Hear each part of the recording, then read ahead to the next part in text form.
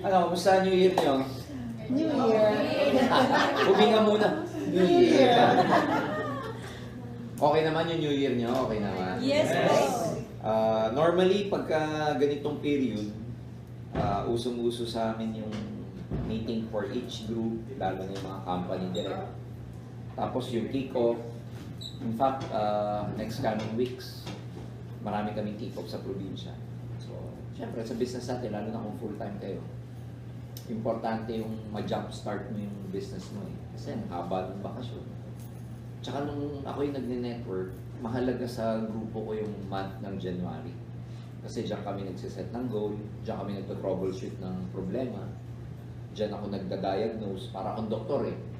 Sa bawat linya ko nun sa former company ko, bawat linya, minimit ko sila tapos tinatanong ko kung ina-assess ko ba kung ano yung problema. Kasi ang network parang katawan ng tao. May problema. Pero ang maganda doon, bago mo ma-provide yung solution, dapat ma-acknowledge mo na yung problema. Ma-acknowledge mo na yung weaknesses. Meron pa kaming tinatawag doon na SWOT analysis. Ewan ko kung alam ng mga galing sa corporate yun, yung i-analyze mo yung strength, tapos yung weakness ng organization mo. Yung strength at saka weakness within the organization yun. Yung ano ba yung strength and weakness in terms of leadership, in terms of activity, ina-assess namin dati yun. Yung O naman, opportunity, and yung T, threat.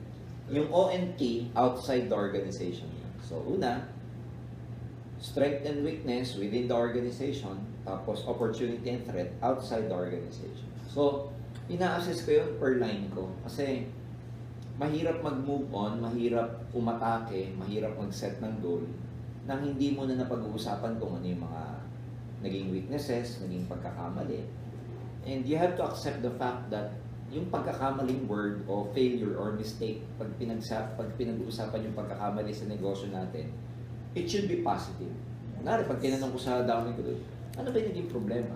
Ano ba yung naging failure mo? Ano ba yung naging mistake mo last year? Pag nagbe-brainstorming kaming ganun, positive yun.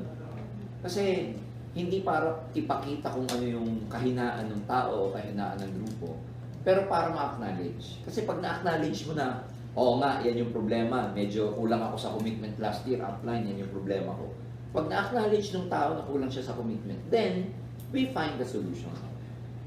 Kasi ang hirap nung year end or every year that comes, mahirap yung redundant na, yung paulit-ulit na. Pag sabing redundant, yun at yun, wala namang pagbabago. Pag-uusapan sa meeting, activity, palaki ng grupo, magpalaki ng check.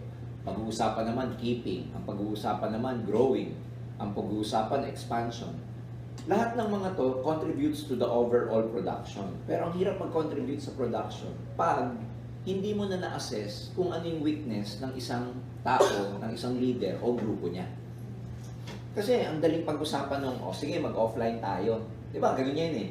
Ang goal natin, kahit ako yung isang grupo na mentoran ko since last year, care of Nestor Gonzaga, pinag-shift ko sila eh, from online to offline. So may program akong hinahandle sa kanila, meron akong once a week meeting sa kanila, and they are making progress. Pero bago namin ginawa yun, nagkaroon muna kami ng assessment, nagkaroon muna kami ng analysis, ng diagnosis, diniagnose ko muna yung grupo nila, kung ano yung naging problema. Again, yung problema is a positive thing, kasi pag na-identify yung problema, nagiging meet siya yun para magkaroon ng pagbabago. So pagka nagkakaroon ng year in, year out, tapos yun din ulit ang gagawin mo without going back and sitting down na pag-usapan muna natin yung problema, mahirap tayong makapag-move on. Kasi halimbawa, ang ituturo natin is magpakapal, offline. Pero ang bottom line pala, hindi na kayo gigil, wala ka na sa commitment, mechanical na yung pag-i-aim global mo. Alam mo yung pagsabi mechanical? Pagsabi mechanical, yung parang sa trabaho, pumapasok ka na lang, kasi uuwi, papasok. Ang tawag dun sa trabaho, mechanical o routine. Yan. Another word for mechanical, routine. So, hindi alam ng maraming leader pag tumatagal sa aim global, ang naging attitude pala nila, employment na. Di ba pag tumira tayo ng empleyado, lintik eh, sa OPP, NDO eh. Pero hindi natin nararamdaman, tayo pala, we go to the same mechanism pag matagal ka na. Yung routinary na mechanical na sa'yo, survival na lang sa'yo. So, ibig sabihin, bumabalik dun sa cycle na rat race. Alam niyo yung rat race, di ba umalis tayo sa rat race because we don't want that kind of lifestyle. Yung survival, paying for the bills, wala kang freedom, and ang income mo is stationary. Ibig sabihin, hanggang doon na lang, fixed. But we don't know, pag hindi ka pala umahataw sa ganitong business, at you accept things, ibig sabihin, mediocre ka na rin, ang cycle ng mindset mo, bumabalik sa pagiging empleyado. Ang brain parang muscle. You know, lagi akong nagbabasa ng libro. Ang brain, merong tinatawag na neuroplasticity. Kung alam niyo yung book na Emotional Intelligence, may naging bestseller yun, si Coleman. Pinag-aralan niya, ang brain ng tao may capacity siya na mag-adapt sa environment. Halimbawa, example ko dahil hindi ko na ilalayo. Nung tayo wala pa sa global networking, hindi tayo marunong mag-networking. Nung napunta ka sa networking, pinag-aralan mo, na-expose ka sa environment, probably nagkaroon kayo ng coach, ng mentor. Yung brain mo, nakita mo ba? Nag-adapt dun sa bago mong ginagawa. Natuto ka magsalita, natuto ka mag-OPP, na hindi mo naman ginagawa dun dati.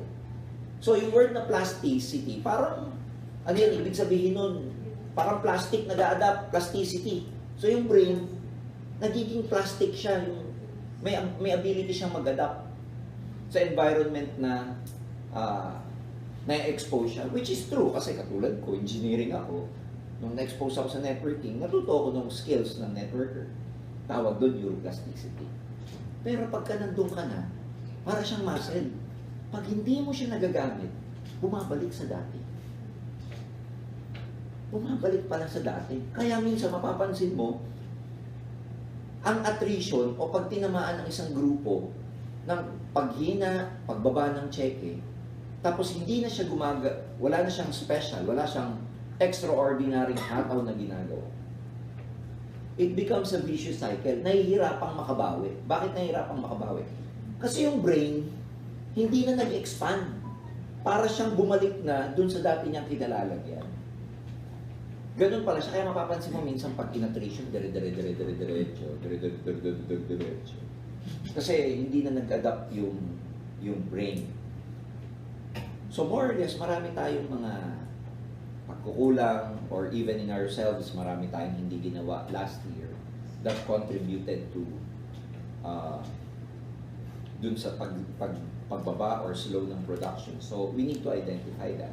And again, kahit pag-usapan namin pagsalita kami ni Dr. dito regarding what adjustments you need to make, but without you acknowledging ano muna yung mga dapat mong baguhin, ano ba yung pagkukulang mo, tulad ng sabi ko kanina, yung SWOT mo, SWOT analysis, yung strength and weakness mo, and then the opportunity and threat. Hindi tayo magiging productive as well. Kasi ang sakit ng matatagal ng networker natin, including me din, matagal na akong networker, yung redundancy, yung paulit-ulit. So pag paulit-ulit na yung ginagawa mo, again, hindi na nag-grow hindi na nag-a-adapt yung brain mo. Sa muscle, ang tawag dyan, atrophy. Lumiliit pa siya. Parang pag nag-gym ka na nag-gym, tapos huminto ka, tapos hindi mo na ginamit yung muscle mo, liliit pala siya. So, ganun din sa skills, ganun din sa brain. Ganun din sa new programs na natutunan mo. Pag hindi mo siya ginagawa lagi, kasi lumalabas na yung attitude problem, like tamad, no commitment, wala nang vision, nag-atrophy yung brain. Kaya, feeling mo, hindi ka na magaling. So, I know some of you, dumating sa point na ang confidence level mo sobrang baba. And you don't believe anymore. Why is that? Kasi ngayon ang root cause nun. Yung nag-atrophy ka, nag-atrophy yung skills mo, nag-atrophy yung brain mo, yung neuroplasticity mo, and yung batting average mo ngayon, mababa na. Yung ability mo to keep, mababa na. Magaling kang magpa-pay-in, pero hindi mo na nag-grow. So, yung confidence level mo, pag pinagpatong-patong yung mga experiences na gano'n, yung confidence level mo, bumababa. Sabi, parang hindi na ako magaling. Ang masakit nito, pagkatapos ng pagbaba ng confidence level mo sa sarili mo, una kasi pagbaba ng kumpiyansa mo eh. Ano ang susunod na pagbaba ng kumpiyansa pagkatapos sa sarili? Sa kumpanya. Bababa na yung kumpiyansa mo sa kumpanya. Parang ano na, saturated na. Mahirap na talaga mag-improve. Parang ang dami na, parang gas-gas na. Hindi katulad 12 years ago na nagsisilo. So can you imagine yung ripple effect? Pag sabing ripple, yung pagkakasunod-sunod na effect niya. Una, yung neuroplasticity or atrophy ng brain, ng skills, ng katawan, dahil hindi laging nagagamit, hindi na kasing hataw mo yung hataw mo dati.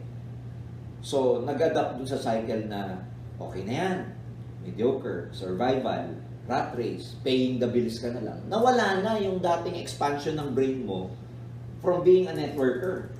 Parang bumalik siya dun sa being employee, na okay na yan, na tanggap mo na kung ano na lang yan. Hindi na katulad dati nung baliw na baliw tayo, hindi ka makatulog, lahat gusto mong kausapin, pati sa jeep gusto mong mag-recruit. Pero dahil nawala na yung ganung gigil mo, again, bumalik nga siya sa parang employment mindset. So dahil bumalik siya sa employment mindset, nag-atrophy ka, yung skills mo, nag-atrophy din, bumaba confidence level. So unang cycle nag-atrophy. Pangalawang step, bumaba confidence level. Nung bumaba confidence level, anong next? Bumaba confidence pati sa kumpanya. And we all, dahil magaling ka na, we all have the justification bakit ganyan yung sitwasyon. Hindi ka mukha nung first timer mamaya na magpe-pay in. Ang iisipin niya lang, yayaman ako. Magre-recruit ako, dami ko madadal. May Africa, etc. Ikaw ngayon, iba na. Pag nag-recruit ako, iti-train ko. May expose sa iba-ibang networking. Makakita ng ibang grupo. Tapos, ano ba gagawin ko? Yung online o yung offline? Pag yung online siya, kailangan matuto muna siya ng online skills. Pero baka mag-recruit sa Nigeria, masusulot din doon, wag na lang doon. O kaya, ang dami mo nang iniisip. Ang dami mo nang pagkakasunod-sunod na vision. Na yung first timer dun sa baba, na walang kaalam-alam, ano lang ang puhunan niya? Excitement lang, gigil lang. Wala siya masyadong i-analyze. Tayo matatagal na, marami na tayo masyadong ina-analyze. And that tends to pull us down. Pinababagal tayo. Kaya dapat una, ma-analyze muna natin, ano ba yung mga strength ninyo? And then we talk about what you think is kung ano yung makakatulong sa'yo sa mga strength na yan.